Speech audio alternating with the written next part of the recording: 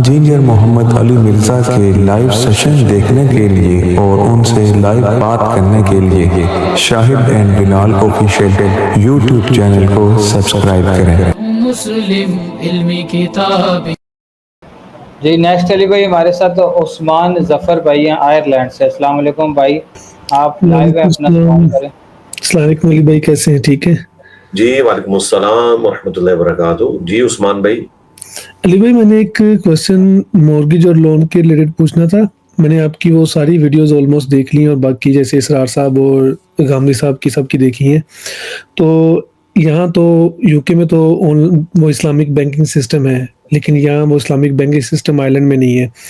तो let's suppose अगर मैं कोई गाड़ी या कोई फिजिकल थिंग ले रहा हूँ, तो लेकिन वो इस्लामिक बैंक नहीं है, लेकिन जब उसके साथ एग्रीमेंट होता है तो लेट्स सपोज गाड़ी की कीमत है 1000 रुपये और 1 साल में वो बैंक कमाती है इंटरेस्ट के थ्रू 500 रुपये। तो मैं उनको ये कहूँ कि आप डायरेक्ट कीमत 1500 कर लें, इंटरेस्ट नीचे लिख दें कि ज़ीरो हो गया है, तो मुझे वो गाड़ी दे दें 1 साल की इंस्टॉलमेंट पे। लेकिन बैंक तो स्टिल सूदी काम ही कर रही है बाकियों के साथ, वो इस्लामिक बैंक नहीं है। तो इस चीज़ में मैं मॉर्गेज या कार या कोई भी फिजिकल थिंग इन्वॉल्व करूँ, लेट्स सपोज कोई भी, तो उसका क्या मतलब ये इसके लिए वो एग्री कर जाएंगे? बड़ी कंपनीज हैं जैसे कार्स की, जैसे शोफर्स कार्स वो देती हैं, लेमोजीन और इस तरह की, वो उनका मिलियंस में काम होता है बैंक के साथ। वो नॉर्मल पर्सन के लिए जैसे 1.5 लाख यूरो की कार है, पाकिस्तान में 3-4 करोड़ की 5 करोड़ की बनती है।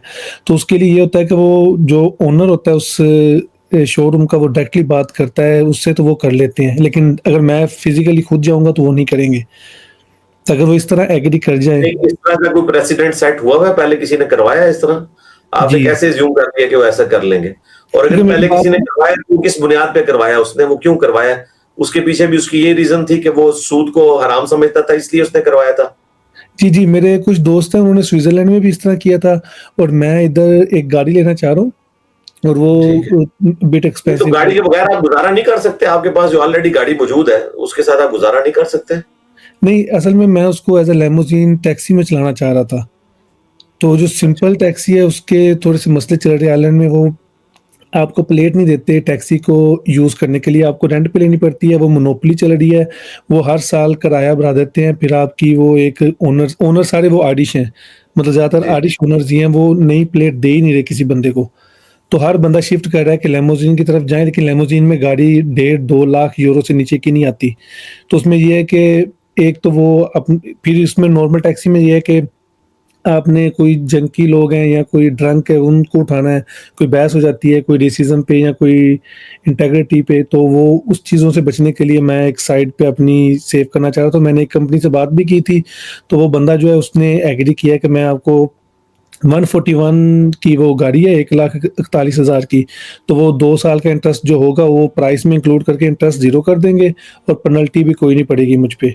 लेकिन बैंक स्टिल वो सूदी काम कर रहा है पीछे। चलो, बैंक तो सूदी काम कर रहा है, लेकिन आप जो जिस विंडो को आप डील कर रहे हैं उसमें तो सूद वाला फिर शायबा खत्म हो गया ना। तो इसके ऊपर कोई शरी गिरफ्त बनती नहीं है, सिवाय इसके केस में एक सुकम है ज़ाहिर, उसको तो अवॉइड करना वहां के माशरे में अब ऑलमोस्ट इम्पॉसिबल है। पूरा सिस्टम ही सूदी निजाम के ऊपर चल रहा है, तो जितना आप अवॉइड कर सकते हैं तो उसमें गुंजाइश निकल सकती है एज ए लास्ट रिजॉर्ट जो आपने सिचुएशन बताई है। अपना दूसरा सवाल कर लें। जी, दूसरा सवाल भाई ये है कि लास्ट टाइम भी मैं आपके आया था लाइव सेशन में, आपसे वो पाकी और नापाकी के बारे में, वो नमाज़ें जमा करने के बारे में मैंने पूछा था। तो पाकी और नापाकी में तो काफ़ी हद तक वो मामलात मेरे क्लियर हो गए थे उस वीडियो में। आप लाइव सेशन में इस तरह 1 to 1 मेरे साथ आए थे? जी, मैं 1-1.5 माह पहले, तब बिलाल भाई नहीं थे, वो दूसरे भाई थे। बिलाल, इस तरह तो दोबारा तो आ ही नहीं सकते हैं, ये तो आपको इन्होंने गलत दे वो दिया। क्वेश्चन पूछने के लिए मैं, क्योंकि वो शिक जो उसके अंदर ऐड करनी थी ना और मुझे। सवाल तो आपका मर गया, अब तो बिलाल भाई की शामत आ गई। नहीं, उनको ना पूछिएगा, क्योंकि असल में ना बिलाल भाई, क्योंकि वो एग्री कर रहा था कि मैं इनका सवाल बहुत लंबा था, वो समझ नहीं आ रहा था। मैंने कहा एक सवाल आप कर ले। तो सवाल तो ये कर चुके हैं, एक सवाल तो इन्होंने कर लिया है। बस वो एक ही है सवाल। चले एक ही, कोई बात नहीं। लेकिन वो मेन वो मुर्गी वाली मैंने वीडियो सारी देखी थी, लेकिन मुझे वो चीज़ क्लियर नहीं हो रही थी, इसलिए मैंने फिर वो पूछा आपसे। चले, वो अब आप वीडियो में रिकॉर्ड करवाइएगा। आपने एक सवाल की जान दी थी, एक सवाल आप कर चुके हैं। चलें ठीक है अली भाई, कोई मसला नहीं। मैं पिक्चर बना रहा, 1 सेकंड।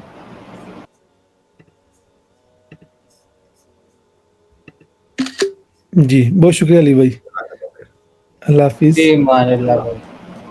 नेक्स्ट अली भाई हमारे साथ अब्दुल्ला भाई हैं अटक से। अस्सलाम वालेकुम अब्दुल्ला भाई, आप लाइव है, अपना सवाल करें, माइक अनम्यूट करें अपना।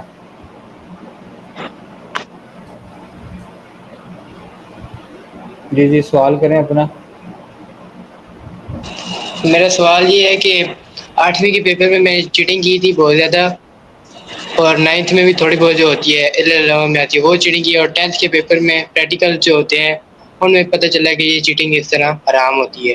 प्रैक्टिकल के पेपर्स के बाद तहकीक की है तो पता चला है कि चीटिंग हराम है। अब अगर 11th में मैं दाखिला ले लूँ तो 11th में दाखिला लूँ या इसके कफारे के लिए 8 में दोबारा पेपर दूँ मैं?